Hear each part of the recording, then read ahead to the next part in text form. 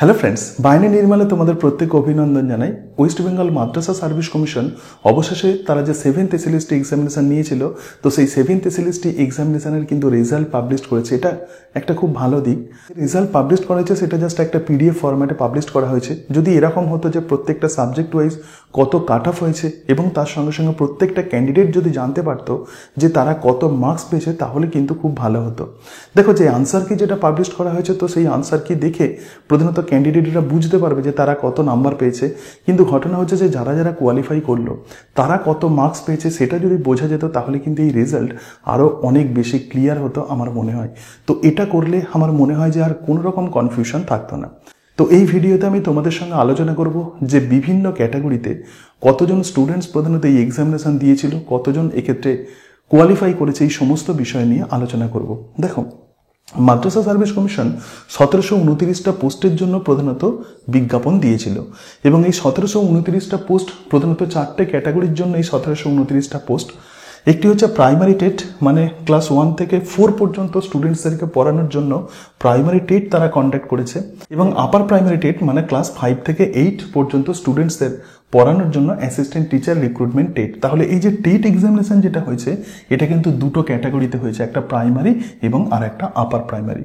তো প্রাইমারি টেটে প্রধানত কতজন ক্যান্ডিডেট অ্যাপিয়ার করেছিল, মানে প্রাইমারি টেটে কতজন ক্যান্ডিডেট এক্ষেত্রে পরীক্ষাতে বসেছিল? দেখো, 2747 জন ক্যান্ডিডেট প্রাইমারি টেটে কিন্তু বসেছে, এবং আপার প্রাইমারি টেটে 6156 জন ক্যান্ডিডেট এক্ষেত্রে অ্যাপিয়ার করেছে, মানে 6156 জন ক্যান্ডিডেট পরীক্ষা দিয়েছে।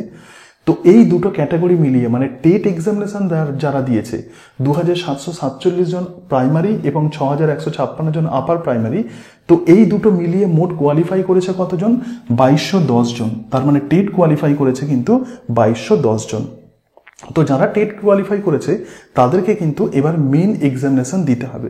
তার মানে পিডিএফে যে লিস্ট যেটা দেওয়া হয়েছে, তারা কিন্তু টেট কোয়ালিফাইড ক্যান্ডিডেট। এরপরে তাদের যে কাজ করতে হবে সেটা হচ্ছে মেন এক্সামিনেশন দিতে হবে, এবং এই মেন এক্সামিনেশনে প্রাইমারি টেটের জন্য 47 জন টিচারকে রিক্রুট করা হবে। আপার প্রাইমারির জন্য, দেখো, আপার প্রাইমারির জন্য যে সমস্ত ক্যান্ডিডেট যারা টেট কোয়ালিফাই করেছে তাদের কিন্তু আবার মেন এক্সামিনেশন দিতে হবে এবং তার সঙ্গে সঙ্গে ইন্টারভিউ দিতে হবে। এবং এক্ষেত্রে অর্থাৎ আপার প্রাইমারি লেভেলে প্রধানত কতগুলো পোস্ট আছে? 609টি পোস্ট আছে। তাহলে কম্পিটিশান যেটা হবে সেটা কিন্তু এই 609টি পোস্টের জন্য কিন্তু কম্পিটিশান হবে। ওকে, তো এই বিষয়টা তাহলে ক্লিয়ার হয়ে গেল। তাহলে দেখো, এক্ষেত্রে এক্সামিনেশন প্রধানত দুই রকমভাবে নেওয়া হয়েছে, একটা হচ্ছে টেট এবং আর একটা মেন এক্সামিনেশন। টেট নেওয়া হয়েছে প্রাইমারি এবং আপার প্রাইমারি লেভেলে, তাদেরকে কিন্তু এরপরে মেন এক্সামিনেশন দিতে হবে, এবং মেন এক্সামিনেশন প্রধানত নেওয়া হবে জানুয়ারি অথবা ফেব্রুয়ারি মাসে, মানে 2025-এর জানুয়ারি অথবা ফেব্রুয়ারিতে মেন এক্সামিনেশন হবে, এবং তারপরে যারা মেনে যারা কোয়ালিফাই করবে তাদেরকে ইন্টারভিউ করা হবে এবং তারপরে ফাইনাল এক্ষেত্রে তাদের প্যানেল হবে। এরপরে বলি যে 9-10 লেভেল এবং 11-12 লেভেল।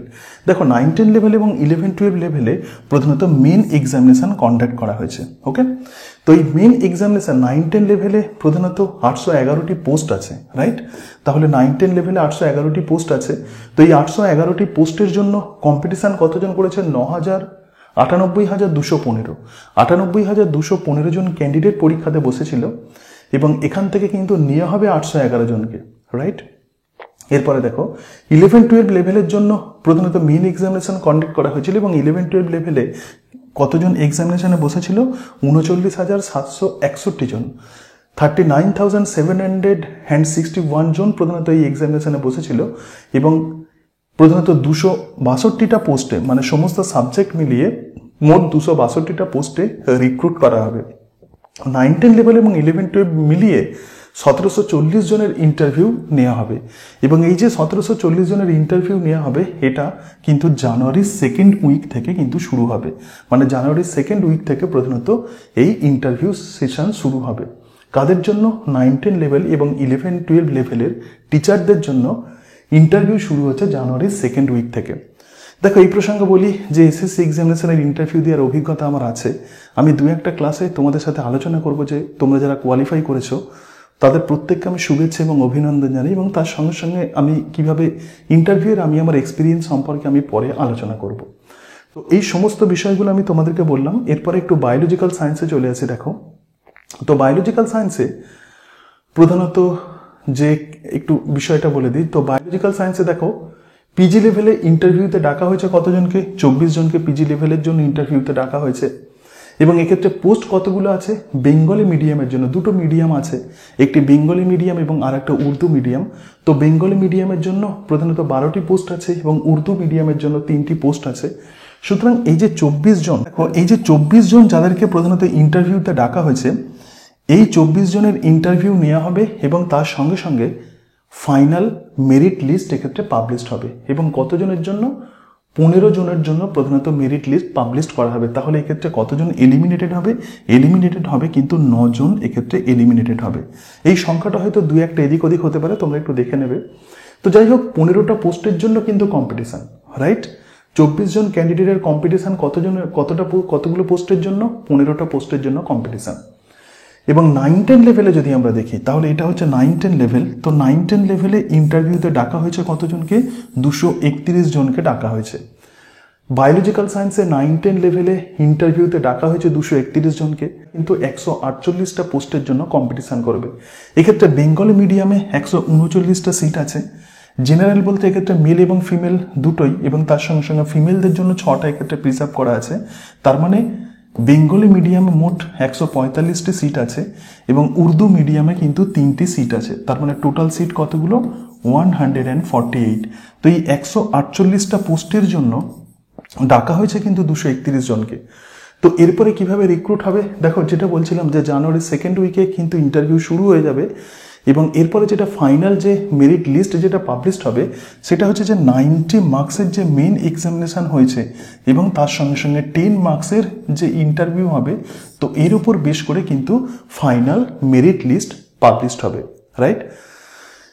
যদি এরকম হয় যে কখনো যদি এরকম হয় যে কোনো ক্যান্ডিডেট হয়তো দুটো ক্যান্ডিডেট সেম নাম্বার পেয়ে গেছে, তাহলে কিন্তু যে ক্যান্ডিডেটের এজ বেশি সেই কিন্তু এক্ষেত্রে এক্সট্রা অ্যাডভান্টেজ পাবে।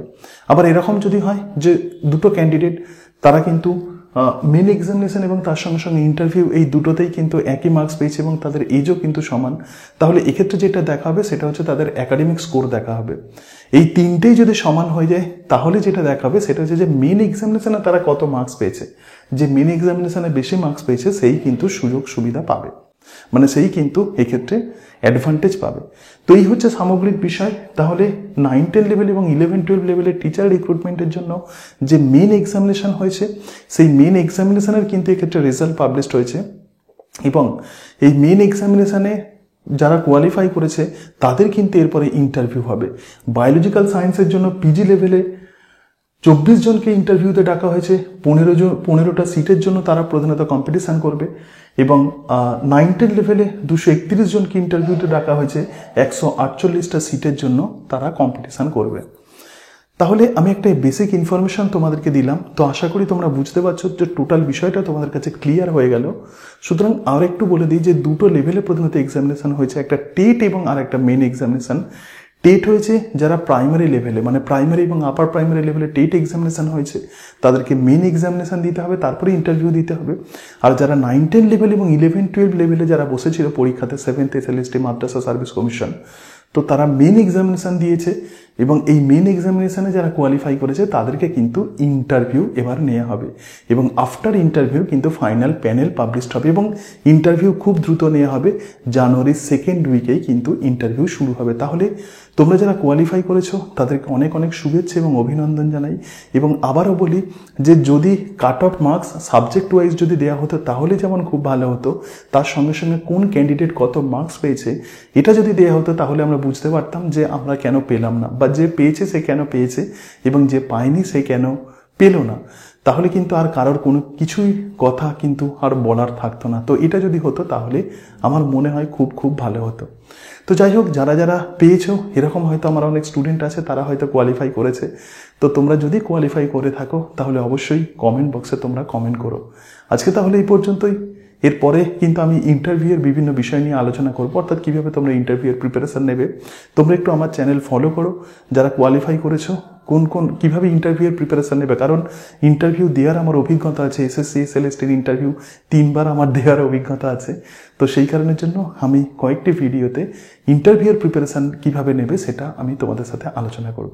সকলে ভালো থেকো। Thank you and that's it.